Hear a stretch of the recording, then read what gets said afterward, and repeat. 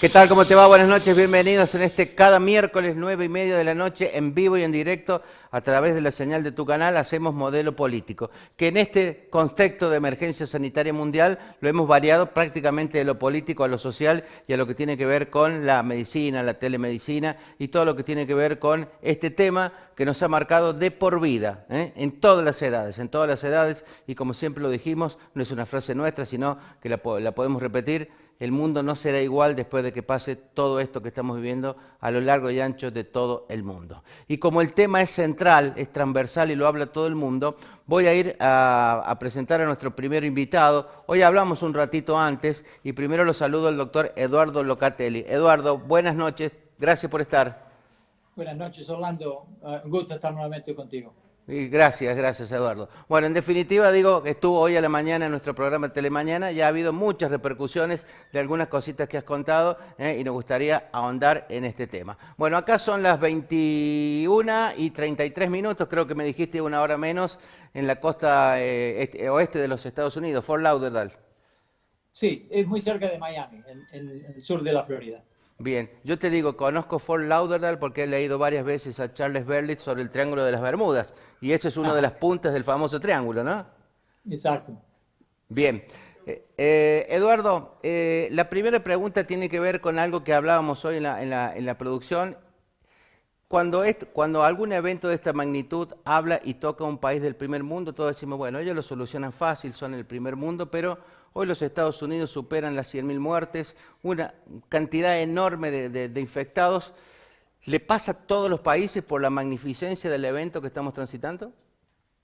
Sí, esto toca a todo el mundo y nadie se salva. Hay poblaciones con un poco más de riesgo, como en la gente de mayor edad, pero es con ciertas diferencias a través de los diferentes países, dependiendo de la cultura de cada país.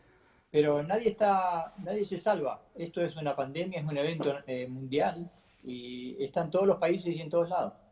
Bien, a Estados Unidos lo afectó la extensión, la cantidad de aeropuertos que tiene conectados con esa parte del mundo donde está China o una decisión política tardía, Eduardo. Eh, Claramente las dos cosas.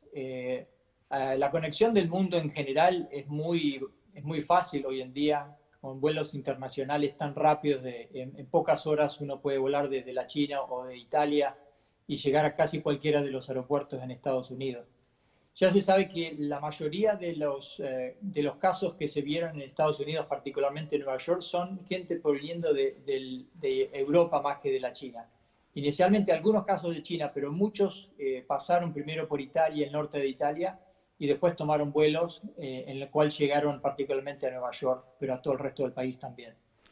Bien, Eduardo está a cargo de un hospital, hoy nos contaba que era jefe médico, pero en este contexto de emergencia sanitaria se transforma en un comandante. No es del ejército, sino que es el que lleva adelante la lucha contra el COVID-19 en ese hospital. Contanos, por ejemplo, cómo fue tu día hoy en el hospital, Eduardo. Bueno, empezamos muy temprano, hay reuniones generales, hay una cúpula directiva que se junta y hacemos la revista de cuántos casos tenemos en el hospital, cuántos casos se fueron a la casa, lo que están en los ventiladores, los que están en la unidad intensiva. Se hace todo el recuento de la sala de operaciones, hay toda una revista de toda la información y hay muchas preguntas y se toman muchas decisiones al paso a seguir con respecto de los problemas del día, se analizan y después se ven las proyecciones y se sigue analizando cómo se toman las decisiones para que todo esté bajo control. Después hay otros llamados, tenemos que prácticamente diariamente conexiones con los asilos de ancianos que tenemos, que refieren los pacientes a nuestro hospital, para ver el estado de los asilos de ancianos, si hay personas con infección, algunos de los asilos de ancianos tienen problemas. Tenemos unas 2.800 camas alrededor que tienen asilos de ancianos alrededor del hospital. O sea que son muchas camas y si hay algún problema en los asilos de ancianos, obviamente nos va a afectar el hospital. ¿Cuál ha sido el... Después hay relaciones con los otros hospitales, se mantiene una conexión bastante importante para ver cómo está todo en lo que es el condado de Broward, para ver cómo están los otros hospitales y si hay alguna diferencia. Y después, cosas inusuales, cosas especiales de cada día. Es muy intenso, pero el día se pasa rápido. En la Argentina, Eduardo, creo que estarás al tanto de tus familiares, de tu Dolores, donde nació en la ciudad de Dolores, en el interior de Buenos Aires. La Argentina, en el contexto sanitario, ha creado hospitales de campaña. ¿En los Estados Unidos se utiliza o se reorganiza cada hospital a lo largo y ancho de ese país? Las dos cosas. Se establecen los modelos y los modelos que proyectan que van a sobrepasar la capacidad de los hospitales locales. Entonces, también la parte militar puede establecer hospitales de campaña. También hay compañías privadas que pueden establecer hospitales. Y también se toman edificios con cierta magnitud que se transforman también en lugares de hospitalarios, como pueden ser estadios de fútbol o iglesias, o lugares, espacios, universidades, que se transforman. En nuestra área se tomó un sector al lado de un estadio de fútbol y se hizo un hospital de campaña de 250 camas y se estableció y se usó poco en realidad porque las expectativas fueron mejores de las que se proyectaban, pero a 10 minutos del hospital se estableció un hospital de campaña también. ¿Alcanzó la capacidad de camas en donde estás viviendo vos para atender a todos? Nosotros nunca nos sobrepasó. Siempre tuvimos la capacidad del hospitalario de camas comunes, de las camas de unidad intensiva y nunca tuvimos cortos en ventiladores. Ya ahora estamos en la parte de declive, o sea que estamos en un momento mucho mejor de que estuvimos 6 semanas atrás.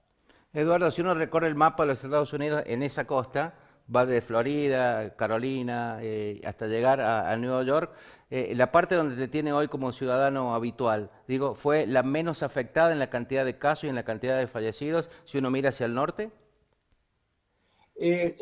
La parte que comenzó fue en la costa oeste en Oregón y en California, pero después realmente se empezó a subir mucho más rápido en Nueva York. Nueva York, la parte central y Nueva Jersey todavía son los lugares que han tenido los picos más altos. Y después se ha ido extendido a través de la mitad del país y también el estado de la Florida como un estado independiente también porque tenemos dos puertos muy importantes y muchos aeropuertos. Pero hubo una contención. En este momento estamos analizando que es muy probable que la temperatura afecte mucho al virus. Las temperaturas secas y frías son las que favorecen el virus. Las temperaturas así cálidas y húmedas desfavorecen al virus. Entonces en la Florida estamos con suerte en ese sentido de que los picos no se fueron tan porque no llegó el verano y tenemos los datos últimos parece ser que la temperatura afecta la longevidad del virus en las superficies. Bien, acá en la Argentina estamos entrando prácticamente al mes del invierno. ¿Qué nos podés Exacto. decir? Hay que cuidarnos más. Los picos se hablan, yo creo que lees diarios de tirada nacional o diarios electrónicos, hablan que los picos de contagio se están estirando desde abril, después se habló de mayo, ahora se habla de junio, y no sé, algunos se aventura a decir también algunos días de julio. Claro, los modelos que proyectan el futuro están influenciados grandemente por el distanciamiento social. O sea que si la cuarentena funciona, el pico se disminuye, pero la base se ensancha. Quiere decir que si va a haber un pico fuerte, se hace rápido y alto, pero si se disminuye, el pico se desplaza en el futuro. O sea que se retrasa la venida del pico. Entonces, a medida que el distanciamiento social mejora, el pico se retrasa. Entonces, los modelos se van modificando, son modelos activos o dinámicos que se llaman, en la cual hay un cambio en ese sentido. Te hago una pregunta en definitiva, mientras lo dejo a Eduardo que atienda un minutito, lo deben estar llamando. Hemos visto No, imágenes, sí, sí, sí, Eduardo, hemos visto imágenes que nos han conmovido, pensamos verlo en las películas, pero hemos visto en la zona de Nueva York, Manhattan o muy cerquita de allí, fosas comunes. ¿Fueron verdaderas o fueron imágenes montadas por alguna operación para mostrarnos lo que pasaba los que no hacían cuarentena? No, en Estados Unidos las fosas comunes no se han reportado en ningún lugar. Lo que sí se ha reportado y se han visto mucho por televisión es que las morgues de los hospitales sí fueron sobrepasadas. Un hospital puede tener una capacidad de morgue de 10 a 20 personas, 30 personas, dependiendo del tamaño del hospital. Pero a veces son cientos los que van día a día, entonces se consiguen camiones que son camiones refrigerados en la cual se utilizan como estación de morgue. Eso sí se vio en muchos hospitales, sobre todo en Nueva York, en la cual las personas las personas que mueren se ponían en camiones transitorios hasta que se desplazaban finalmente a la morgue, donde se establecía a un crematorio, dependiendo de lo que la familia quería. Pero no, fosas comunes aquí en Estados Unidos no. Bueno, no sé cuál es el promedio de edad de los fallecidos allá en el país del norte. En la Argentina empezamos con promedios de 70 años y luego ha ido disminuyendo. Afectó mucho más a la gente mayor, a la gente con pocos recursos, a la gente que vive en hacinamiento, sin agua, sin limpieza. Exactamente. La distribución de los afectados definitivamente es global, porque inclusive los niños pueden tenerlo, pero no en forma igual. La gente de mayor de 65 70 años con enfermedades adicionales como la hipertensión, la obesidad, la diabetes, problemas respiratorios como el asma, tienen otros factores de riesgo y son los que se complican mucho más y terminan en los hospitales requiriendo ventilador mecánico. La gente joven puede ser totalmente asintomática, pero no hay que confundirse. También las personas jóvenes pueden tener casos serios y requieren intubación. O sea, a cualquiera le puede caer un caso severo y requerir estar en el hospital por muchas semanas hasta recuperarse. ¿La única cura, Eduardo, es la obtención rápida, urgente de la vacuna o hay algún otro método para detectar, tratar y curar a un paciente de COVID-19? Hay muchísima investigación, ya se conoce el virus mucho más de lo que fue a principio de año. Hoy la vacuna es dos problemas. Primero hay que descubrirla, formarla, y después hay que producirla en millones para todo el planeta. O sea que, por ejemplo, Estados Unidos tiene más de 300 millones de habitantes, pero la dosis puede ser de 2 o 3 veces. Entonces hay que producir 600 millones o 900 millones de dosis. La producción es masiva para lo que es poder darle el nivel del mundo. O sea que hay varios estadios en la producción para que una vacuna esté disponible. Pero la esperanza está en el suero convaleciente, como hablamos esta mañana, y también en oportunidades de antivirales que determinen que las infecciones no sean tan severas y que sean de curso más corto. Eso va a lograr de que los hospitales no se sobrepasen, que las infecciones se recuperen y sea un equivalente de la vacuna. O sea, se espera que antivirales o combinación de antivirales determinen que la enfermedad no sea tan severa y que no haya tanta mortalidad. Y además que aprendemos a evitar el contagio y disminuir la cantidad de golpe que no nos permita proveer esos antivirales a los pacientes en forma adecuada, particularmente en tiempo, que no sea muy tarde. Los antivirales, si la enfermedad está muy avanzada, a veces ya no funcionan, tienen que ser tratados tempranamente en el curso de la enfermedad. Bien, ha habido varias pruebas con algunos productos muy conocidos. Hay un infectólogo francés que dijo que tenía la fórmula, después fue desmentido. La Organización Mundial de la Salud dijo lo mismo. Se ha hablado del Remdesivir también. ¿Son pruebas, son noticias falsas, son verdades concretas de los tratamientos que se intentaron o se intentan? Bueno, esa es la pregunta siempre clásica. Hay mucha oportunidad para que muchos mientan y vendan cosas que no son reales. Pero hay información muy confiable, como la que acabas de mencionar, que es el Remdesivir. Es un antiviral que el estudio muestra que si se da en forma temprana, disminuye la cantidad de días hasta la recuperación. Si se da más tarde, no disminuye la mortalidad, pero si se lo da, la corta como 4 o 5 días y la hace más leve. Es la primera esperanza de que, bueno, ya se entiende el virus, se consigue un antiviral, es la primera esperanza de que estamos aprendiendo lo suficiente.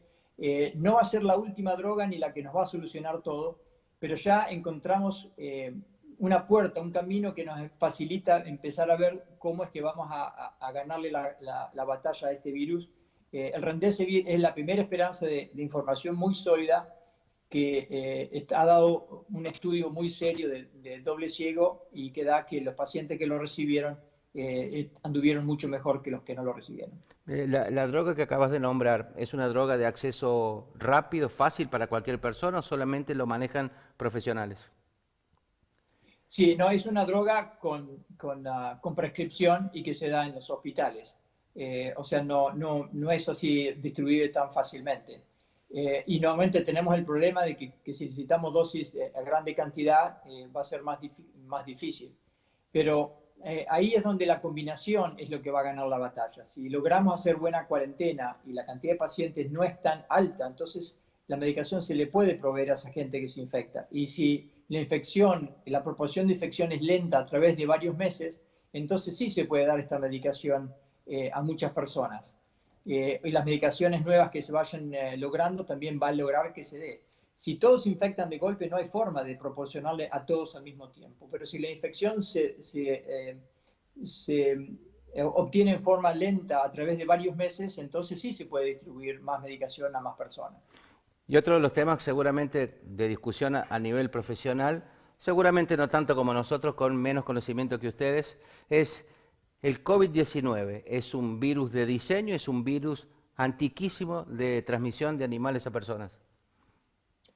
Hay muchas historias con respecto a eso. La información no está disponible a nuestro nivel para saber con certeza de que se haya producido en un laboratorio en Wuhan o si se escapó de un murciélago y nuevamente salta a otro animal y pasa a humanos. Pero eso no se sabe con seguridad hoy en día. Hay muchas historias y va a ser difícil de saber. En algún momento quizás lo sepamos, pero no creo que a corto plazo eso se logre saber. En Sudamérica, en gran parte del mundo, se habla del rebrote. ¿El paciente recuperado tiene chances de volver a sufrir COVID-19? El COVID-19 es uno de varios coronavirus. Y además el virus en potencial, como el virus de influenza, puede tener la posibilidad de mutar, o sea, de cambiar su forma y poder reinfectar a alguien en el futuro, como lo hace el virus de la influenza.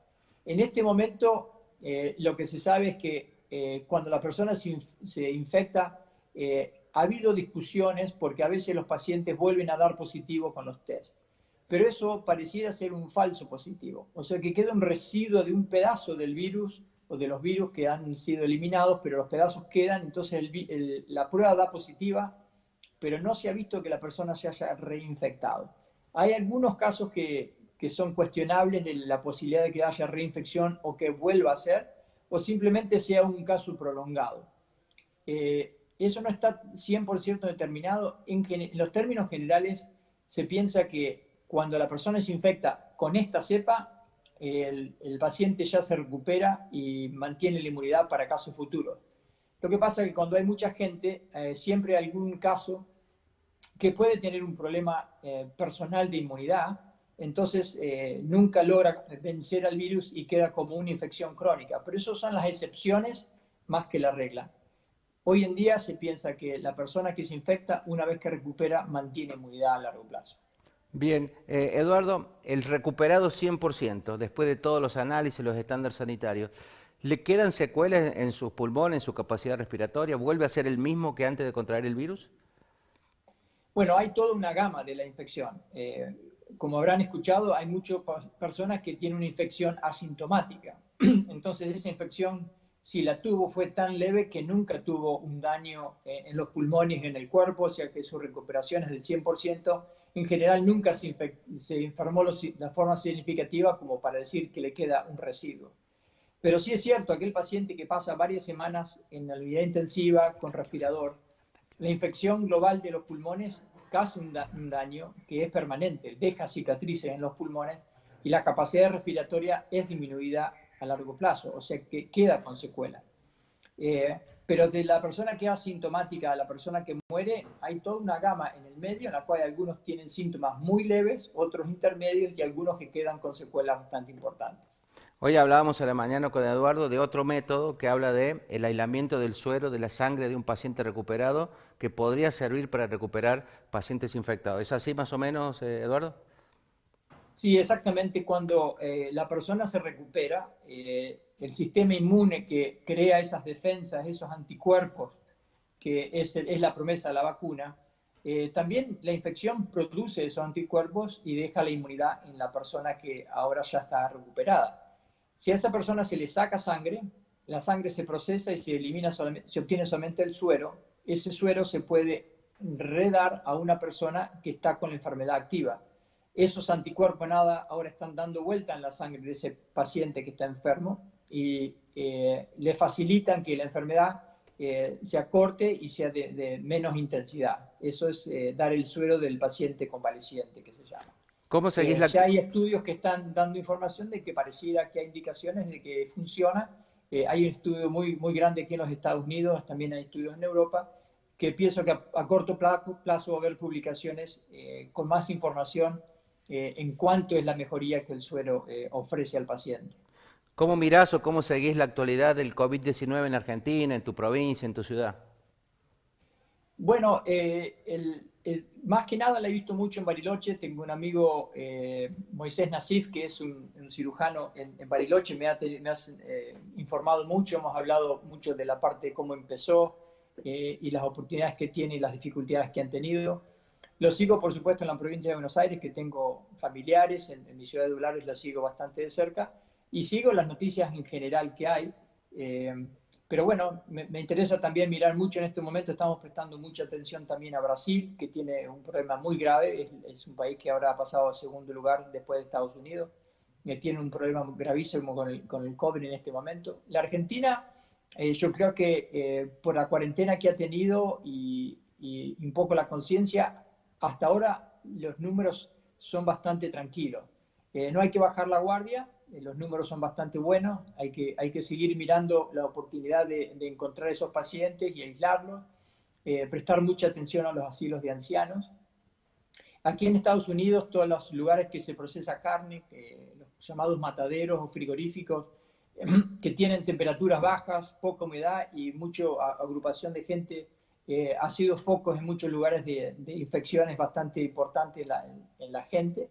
Y también prestar atención en las cárceles, que es un poco también la proximidad de las personas que están en la cárcel. Son otros 3 lugares que son bastante, que hay que prestar atención, porque por supuesto la gente que está en la cárcel por ahí no sale, pero la gente que trabaja en la cárcel sí sale y va a infectar al resto de la población.